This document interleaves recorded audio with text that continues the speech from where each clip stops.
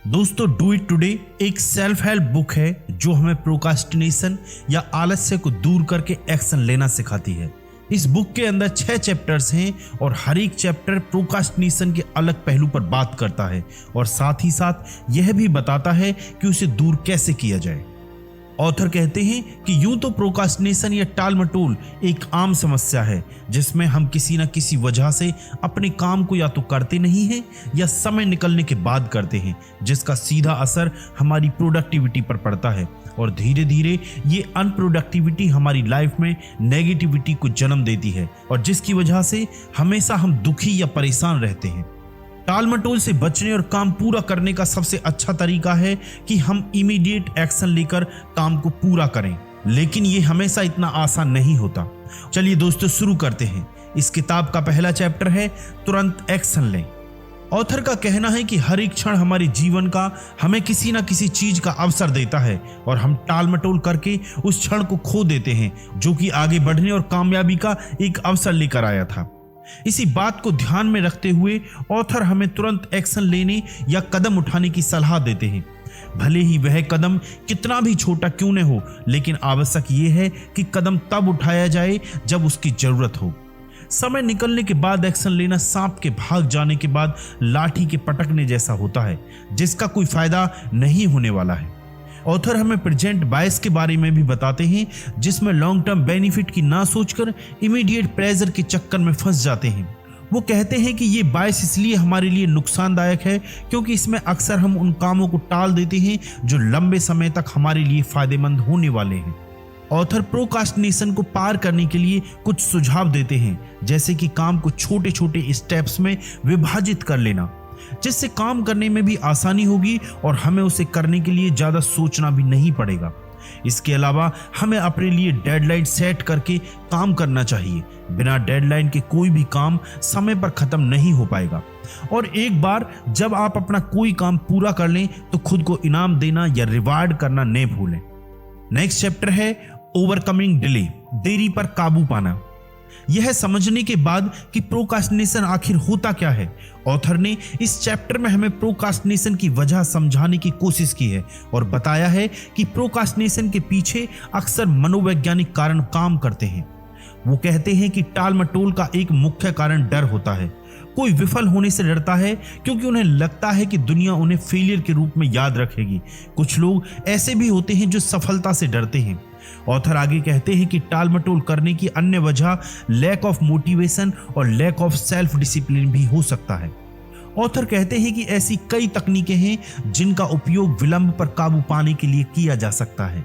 वो कहते हैं कि विलंब पर काबू पाने के लिए सबसे ज्यादा जरूरी चीज सेल्फ डिसिप्लिन और विल पावर है। सेल्फ डिसिप्लिन यानी आत्म अनुशासन का मतलब है अपने इंपल्सिस पर कंट्रोल करना और विल पावर अपने गोल्स को पाने के लिए प्रयास करने की क्षमता है।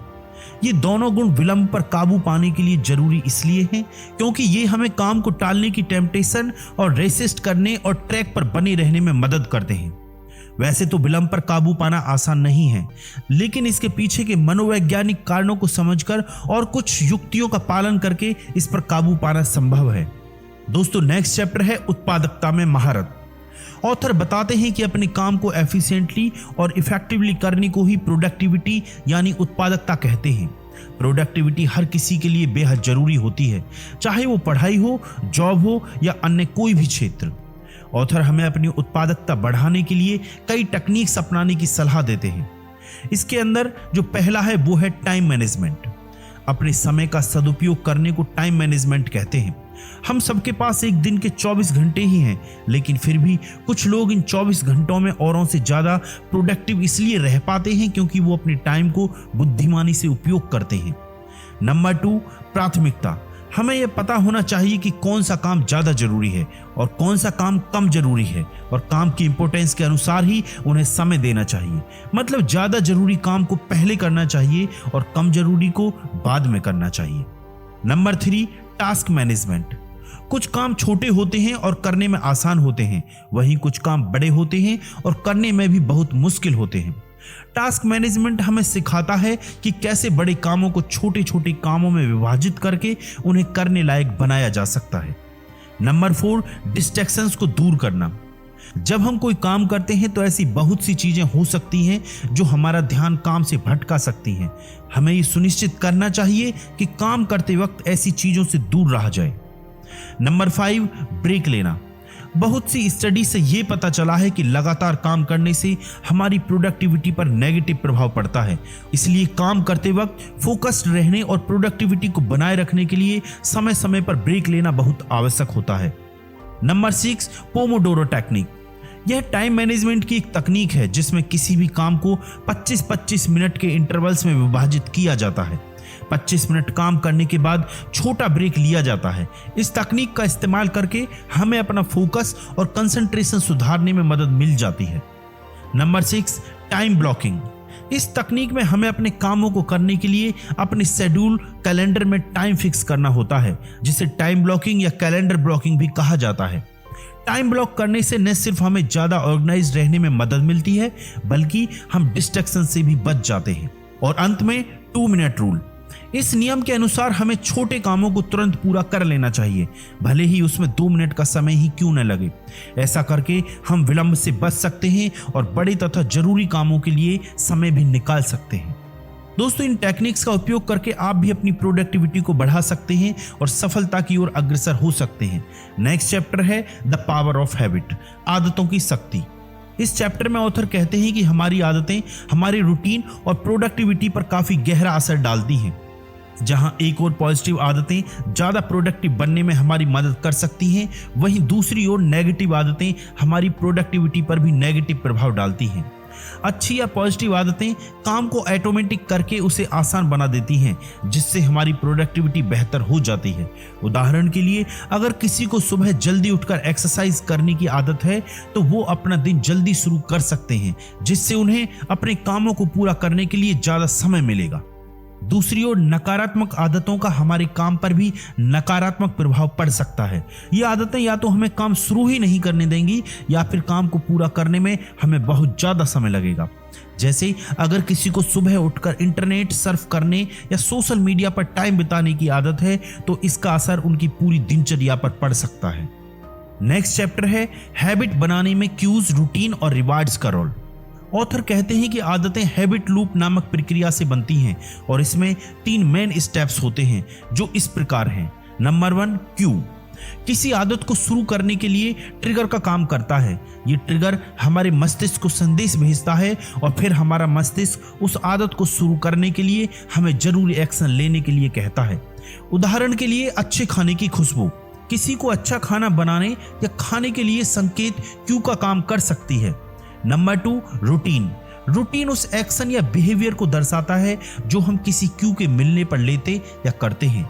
खाने की खुशबू वाले उदाहरण में खाना बनाना या खाना रूटीन है।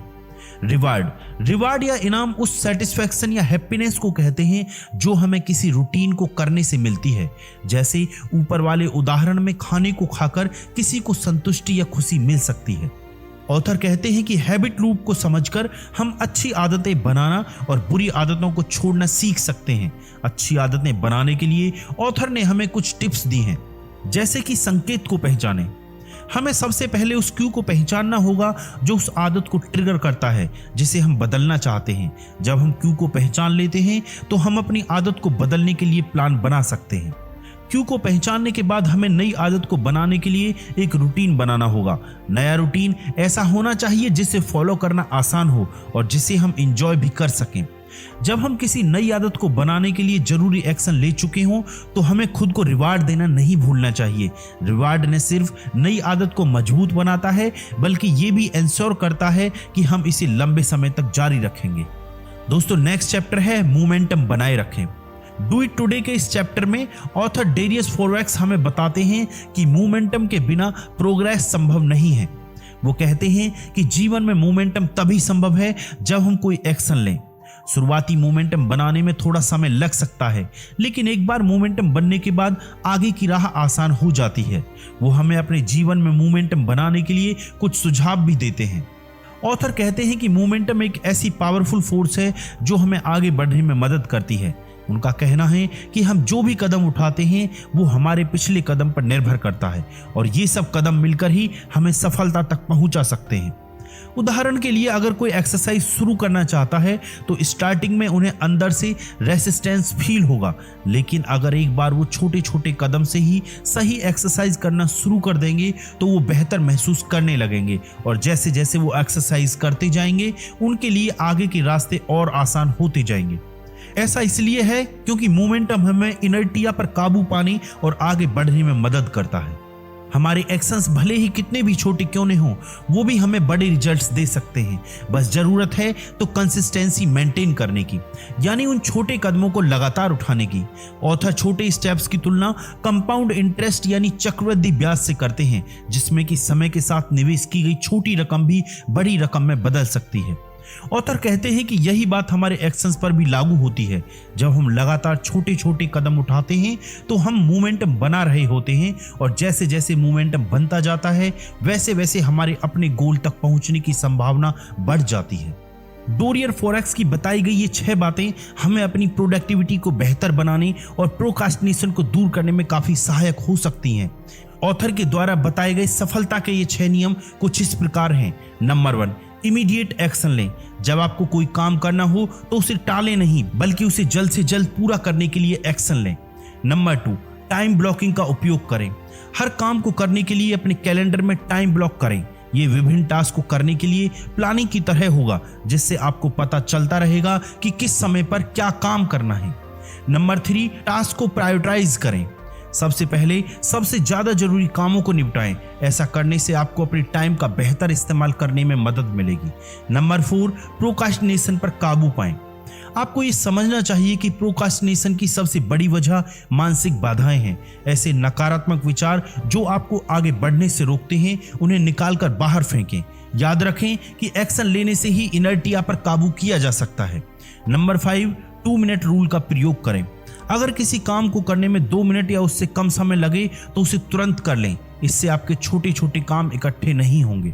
नंबर 6, कंप्लीशन को विजुलाइज करें। खुद को काम पूरा करते हुए विजुलाइज करें और फील करने की कोशिश करें कि आपको कैसा महसूस होगा। इससे आपको विलंब पर काबू पाने और शुरुआत करने में मदद मिल सकती है। और अंत में कंसिस्टेंट रहें। ये याद रखें कि स्थायी परिवर्तन तभी संभव है जब डू इट टुडे में दी गई बातों को कंसिस्टेंटली फॉलो किया जाए। दोस्तों, उम्मीद करते हैं कि ये बुक समरी आपके जीवन में आपको आगे बढ़ने में मदद करेगी। अपने व्यूज कमेंट बॉक्स में जरूर लिखें और इसी तरह की ऑडियो बुक समरीज को सुनने के लिए इस चैनल को लाइक करें, सब्सक्राइब करें एंड शेयर करें। बहुत बहुत धन्यवाद। खुश रहिए।